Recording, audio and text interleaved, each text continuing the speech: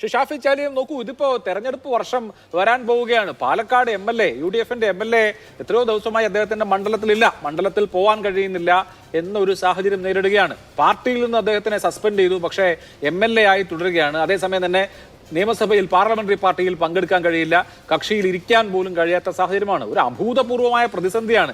ഇതിനെ മറ്റ് കേവല വിദണ്ഡ വാദങ്ങൾ കൊണ്ട് നേരിടാൻ കഴിയുമോ?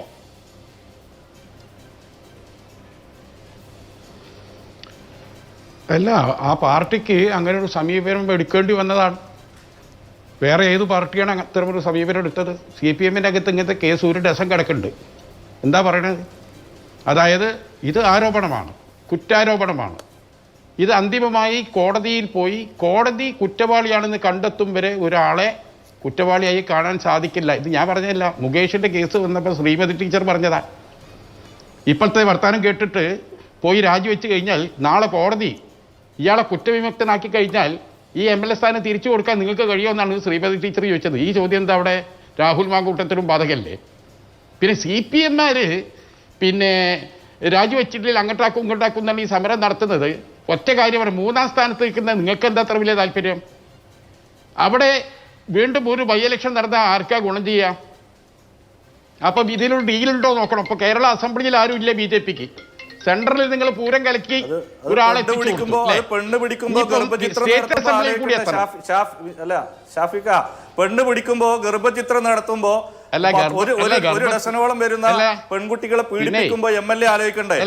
MLA ആലോചിക്കണ്ടേ? ഞങ്ങളാണ് ആലോചിക്കുക. പിന്നെ അതൊക്കെ നിങ്ങള് എന്റെ അവസരം. അയാളിപ്പോ ഞാൻ ചോദിച്ച ചോദ്യത്തിന് അയാൾക്ക് മറുപടി ഉണ്ടോ? ഞാൻ ആദ്യം അയാൾക്ക് 3 അവസരങ്ങൾ കൊടുത്തു, എനിക്ക് ഒറ്റ അവസരം, 2-ാം അവസരം. ഞാൻ ചോദിച്ചത് എന്താ? DYFI തടയാൻ തീരുമാനിച്ചിട്ടില്ല, അയാൾ പറഞ്ഞതാ.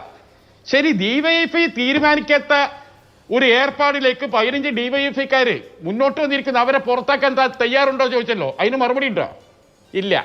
പിന്നെ സിന്ധുമോളും ഇവരും തമ്മിൽ മത്സരിക്കുകയാണ് അല്ലേ? മൂർഖൻ ബാബിന്റെ തച്ചമില്ലാൻ ആൾ കൂടിയ മാതിരി ഇവർ ഒരുമിച്ചാ വടിയെടുത്ത് വരുന്നത്. ബ്രിജ് ഭൂഷൺ അടക്കമുള്ള നമ്മളിപ്പോൾ ഈ ചർച്ച നടത്തുകൊണ്ടിരിക്കുന്ന സമയത്ത് അഭിലാഷേ, എനിക്കിത് ഒരു 2 ഡസൻ BJP MLA-മാരുടെ കാമകളികളുടെ ചിത്രം വന്നു. എനിക്കിത് പരസ്യപ്പെടുത്താൻ വയ്യ. നിങ്ങൾക്ക് ഞാൻ ഇട്ടുതരാം, സിന്ധുമോക്കൊന്നും ഇട്ട് കൊടുക്കരുത്, അത്ര വൃത്തിയായിട്ട സാധനം. ഒക്കെ BJP MLA തലയിലേക്ക് ആവിക്കൊടിയും ഇതൊക്കെ ചാണകമൊക്കെ തേച്ചിട്ട് ഉടുതുളി ഇല്ലാതെ നടത്താതെ MLA-മാർ, മന്ത്രിമാർ, മനസ്സിലാക്കണം. അങ്ങനത്തെ അവരാണ് ഇങ്ങോട്ട് വരുന്നത്. ഞാൻ ചോദിക്കട്ടെ, ഈ പാലക്കാട്ടെ കേസ്, ഞാൻ ഇത്തരം കേസ് ഒന്നും ഉന്നയിക്കുന്ന ആളല്ല. ഇവിടെ ചോദ്യം ഉണ്ടല്ലോ, ഈ സ്ത്രീ BJP-ൻ്റെ നേതാവിനെതിരെ അന്യായമായിട്ടാണ് പരാതി കൊടുത്തതെങ്കിൽ ഈ സ്ത്രീയെ പണം കൊടുത്ത് സുരേഷ് ഗോപി സഹായിച്ചത് എന്തിനാ?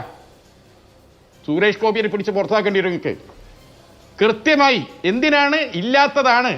ഈ BJP-ൻ്റെ സംസ്ഥാന വൈസ് പ്രസിഡന്റിനെതിരെ വ്യാജമായി ഇല്ലാത്ത കള്ളപ്പരാതിയാണ് ഈ സ്ത്രീ കൊടുത്തതെങ്കിൽ ഈ കള്ളപ്പരാതി കൊടുത്ത് BJP നേതാവിനെ അപഹസിക്കാൻ മുന്നോട്ട് വന്ന ഈ സ്ത്രീക്ക് സുരേഷ് ഗോപി എന്തിനാണ് പണം കൊടുത്ത് സഹായിച്ചത്? അതിന് വല്ല മറുപടി ഉണ്ടോ? അപ്പോ ഇതിപ്പോ നിങ്ങൾക്ക് ആവശ്യം എന്താ? നിങ്ങൾ ഈ ഷാഫിക്ക് തരും. ഞാൻ ചോദിക്കട്ടെ, ഷാഫി എന്ന വ്യക്തിയുടെ പ്രത്യേകത, ഞാനിപ്പോ ഒരു മിനിറ്റ്, ഷാഫിയുമായി എനിക്കത്ര സൗഹൃദമൊന്നുമില്ല. 1 വട്ടോ 2 വട്ടോ ഞാൻ കണ്ടിട്ടുണ്ട്, അത്രേ ഉള്ളൂ. ഞാൻ ഈ വടകര ഭാഗത്ത് ഒരു വലിയ ഒരു പ്രമുഖന്റെ ഒരു വിവാഹത്തിന് പോയി. ആ വിവാഹത്തിന് പോയ സ്ഥലത്ത് അവിടെ ഷാഫി ഉണ്ട് എന്ന് ആരോ വിവരം പറഞ്ഞു. എനിക്ക് അദ്ദേഹത്തെ ഒന്ന് കണ്ട് കൈ കൊടുക്കണമെന്ന് ആഗ്രഹമുണ്ട്, കുറേ കാലമായിട്ടുള്ള ആഗ്രഹം. ഞാൻ 1.5 മണിക്കൂർ കാത്തുന്നു. ആ മനുഷ്യരെ ഇങ്ങോട്ട് കിട്ടുന്നില്ല. നാനാജാതി മതസ്ഥർ, നാനാജാതി രാഷ്ട്രീയക്കാർ, കൊച്ചു കുഞ്ഞുങ്ങൾ തൊട്ട് വൃദ്ധർ വരെ എമ്മാതിരിയാണ് ആ ഷാഫിയെ കെട്ടിപ്പിടിക്കുന്ന രംഗാണികൾ. ഷാഫി ഒരു പൊളിറ്റിക്കൽ പാർട്ടിയുടെ പ്രതിനിധി അപ്പുറത്തേക്ക് കേരളത്തിലെ ഒരു ന്യൂ ജനറേഷൻ്റെ ഏറ്റവും വലിയൊരു ആവേശമാണ്. അദ്ദേഹത്തിൻ്റെ സംസ്കാരം, അദ്ദേഹത്തിൻ്റെ വാക്കുകൾ, അദ്ദേഹത്തിൻ്റെ ഹാർഡ് വർക്ക്, അദ്ദേഹത്തിൻ്റെ ഇടപെടലുകൾ, അതെന്നല്ലേ ഇത്ര വലിയ ഒരു ഹിമാലയൻ ഭൂരിപക്ഷത്തിന് അദ്ദേഹം വിജയിച്ചു വന്നത്. അദ്ദേഹത്തിന് ഒരു മതസംഘടനയിട്ട് പോലും അദ്ദേഹത്തെ നിയന്ത്രിക്കാൻ വരില്ല. ഒരു മതസംഘടന എടുത്ത് അയാൾ അങ്ങോട്ടും പോകില്ല. അദ്ദേഹം ദൃഢപ്രതിജ്ഞ എടുത്തൊരു വ്യക്തിയാണ്. ഭാവി കേരളം പ്രതീക്ഷയോട് കൂടി കാണുന്ന, രാഷ്ട്രീയത്തിനപ്പുറത്ത് ജനങ്ങൾ മുഴുവൻ സ്നേഹിക്കുന്ന ഒരു നേതാവാണ്. ഈ ഷാഫിനെ പോലുള്ള ഒരു നേതാവിനെ CPM-ന്റെ നിന്ന് കാണിച്ചുണ്ടാ അങ്ങനെയുള്ള ഭാഗത്തുണ്ടാകോ? ബിജുമോളെ, അല്ല നിങ്ങൾക്ക്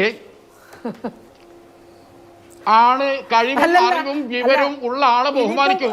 നിങ്ങളെ മാതിരി പനി തല്ലിപ്പൊളി നേതാക്കളുള്ള BJP ഒക്കെ അങ്ങനത്തെ ഒരു നേതാവുണ്ടോ? ഒരു 10 ആൾ കൂടുന്ന ഒരു നേതാവ് കേരളത്തിലെ ഒരു BJPന്റെ നേതാവ് പറഞ്ഞിട്ട് ഒരു നേതാവ് വരുമ്പോൾ തന്നെ 1000 ആൾ കൂടുന്ന ഒരാളെ പേര് പറയും.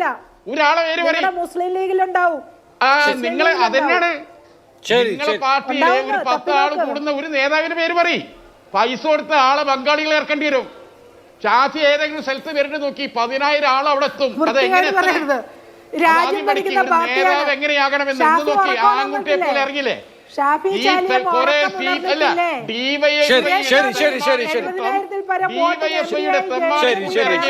ഏത് പാർട്ടിയിലാണ് നല്ല നേതാക്കൾ തുടങ്ങിയ ചർച്ചകളൊക്കെ അസംഗതമാണോ?